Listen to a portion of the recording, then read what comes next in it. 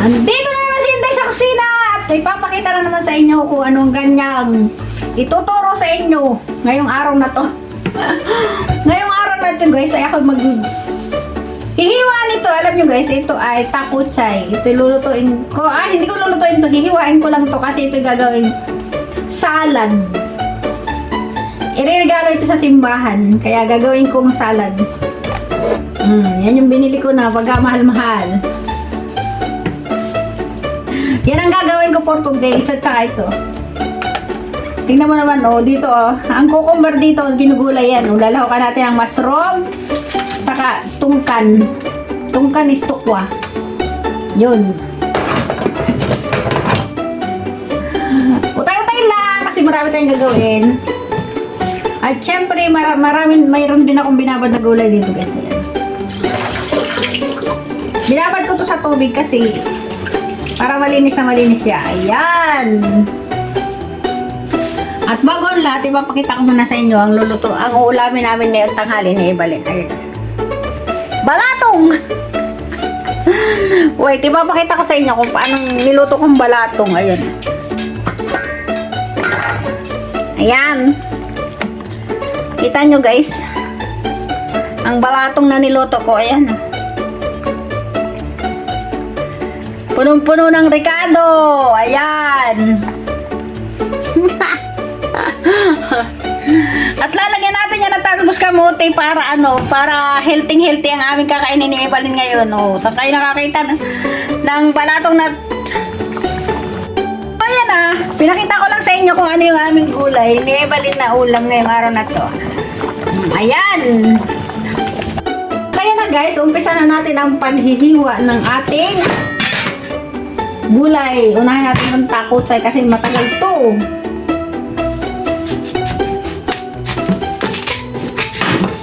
Matagal to guys hiwain. Kasi hiwain ko yan ng manipis na manipis.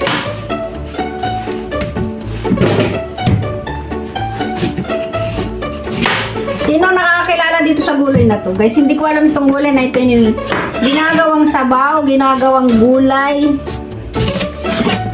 at ginagawang salad. Hindi ko alam kung meron ito sa Pilipinas. Ewan ko. Sa palagay nyo, meron ba sa Pilipinas nito?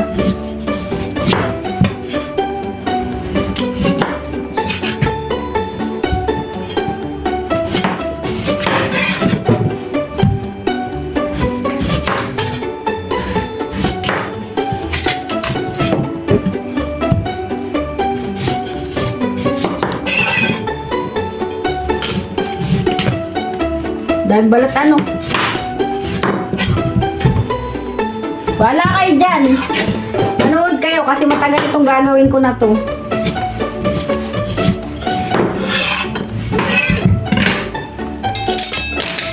Sobrang lamig nga pala dito sa Taiwan. Kaya kung napapansin nyo, ang dami kong suot. Ang suot ko ay 3 dito sa taas, 3 sa baba. Actually, may araw ngayon. Hindi ngayon masyadong mainit. Ay, hindi ngayon masyadong malamig. Pero, at dahil taglamig na talaga, ay malamig. Ayan. Balat pa lang yan, Pagbabalat pa lang, pagod na ako. E, paano kapag hiniwa ko ng hiniwa yan?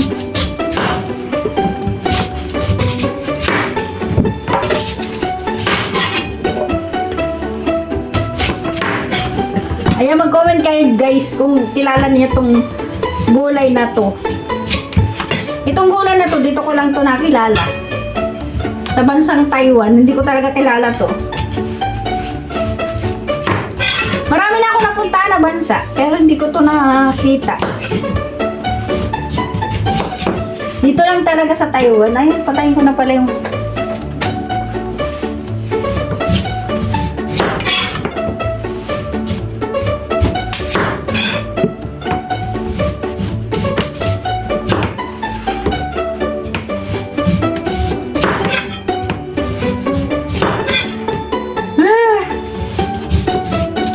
Kala nyo, hindi nakakapagod Nakakapagod kaya guys, kung alam nyo lang. Eh dahil trabaho ko to. Ang real na trabaho ko ay caregiver. At dahil nandito ako sa Taiwan, ako ay caretaker. At all around. Okay lang yan. Hindi ako nahihirapan guys sa trabaho. Kasi easy lang ang trabaho ko guys. Promise. Never ako napagod. Never akong nakaramdam ng ini sa trabaho ko. Never ako nakaramdam ng ano ba yan, nakakapagod, ganon. Di ba yung iba, mareklamo? Ako hindi. Kasi, para sa akin, itong trabaho ko ay easy lang. Hindi ito mahirap. Dalawa kasi kami nag-aalaga ng alaga namin, kaya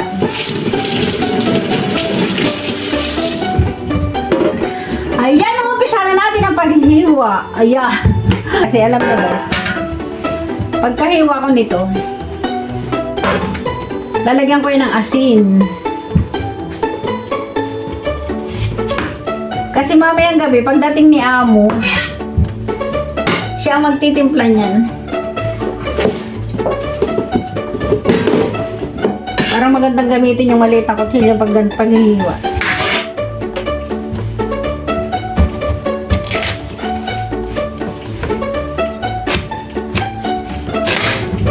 Maraming timpla to guys pag niluto. Hindi basta-basta ang paggagawa ng ng salad na takot.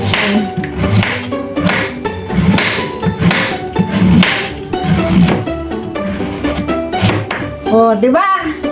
Turo ko lang sa inyo kung paano. Tapos mamayang gabi pa ito titimplahan. At least isasama ko sa video kung paano ginawa to.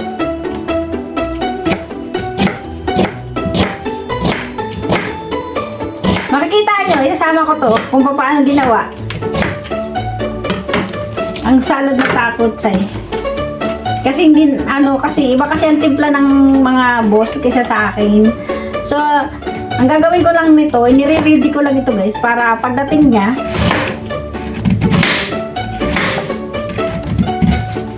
siyang magtitimpla. Ayan. Grabe oh. Mga ilang oras ko kaya ito matapos. Sa palagay nyo.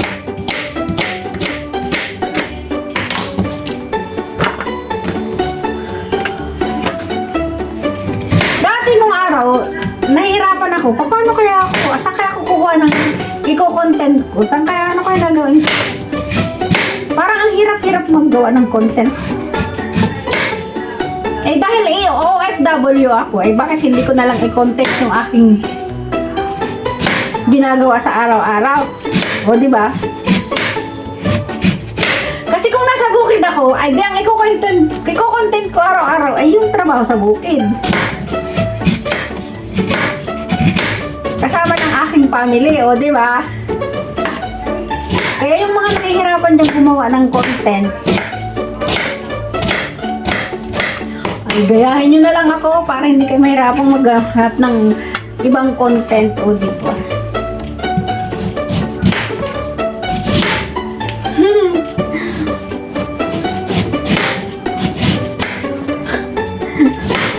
Huwag kayong maiinip guys. Dahil ito naman ay 13 minutes lang. Pagkatapos itong 13 minutes, kahit hindi nyo tapusin itong panoorin.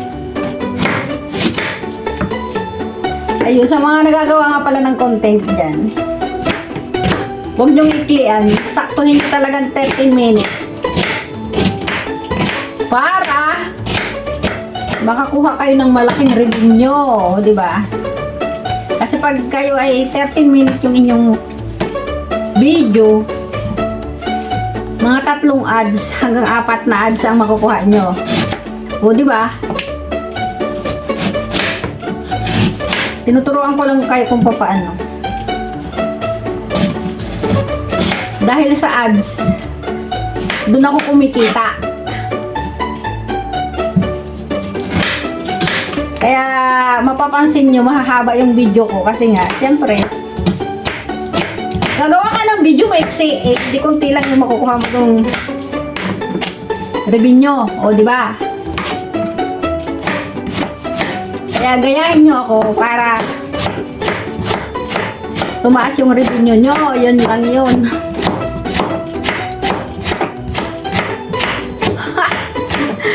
Kabaak pa lang yung nahihiwa ko, pero tingnan nyo naman guys, oh.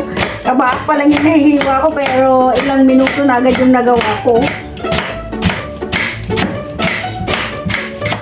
Naka 9 minutes na agad ako. Eh, paano pa kaya kung tapusin ko to? Pero hindi ko naman ito tatapusin na ipapanood sa inyo at baka ako inyong awayin. Dahil mahaba.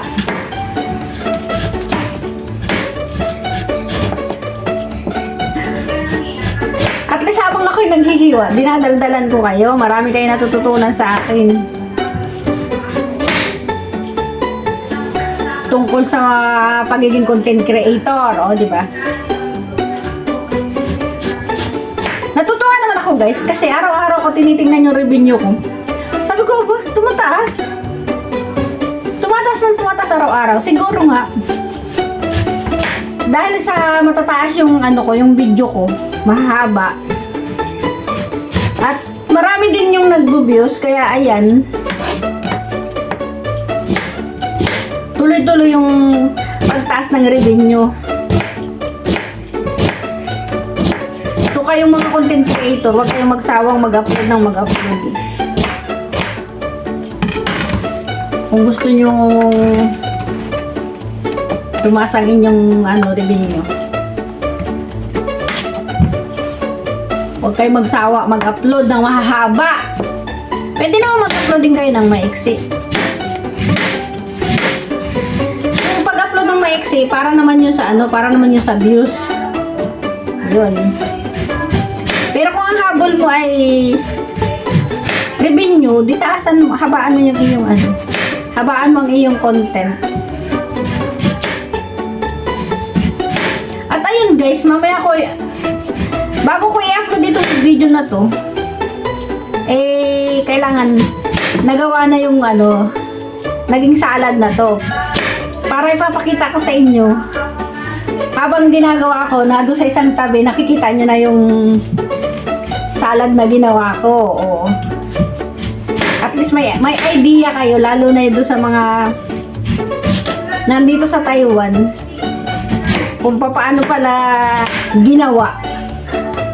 Kung paano ginawa ang salad na taco chai. Ayan. Taco chai. Taco chai ang tawag dito.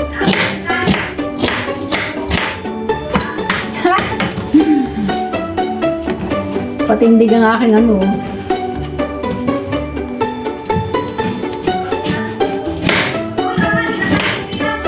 ingay sa labas. Sanay na ako dumaing ngayon.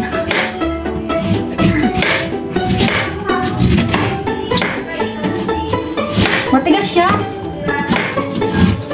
Kaya, naku, kung alam nyo lang, dito siya, masakit siya dito. Yan. Yan, oh. Yun lang kaya pa sa paghihiwa. Masakit dito, ayan.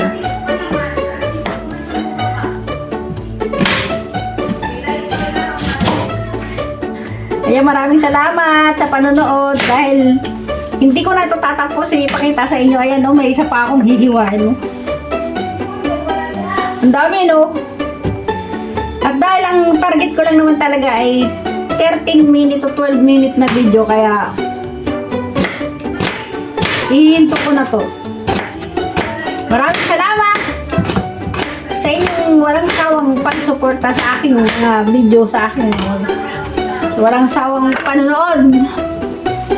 Bye everyone. Mamaya, basta makikita nyo yung kung taco chai. Bye. Love you.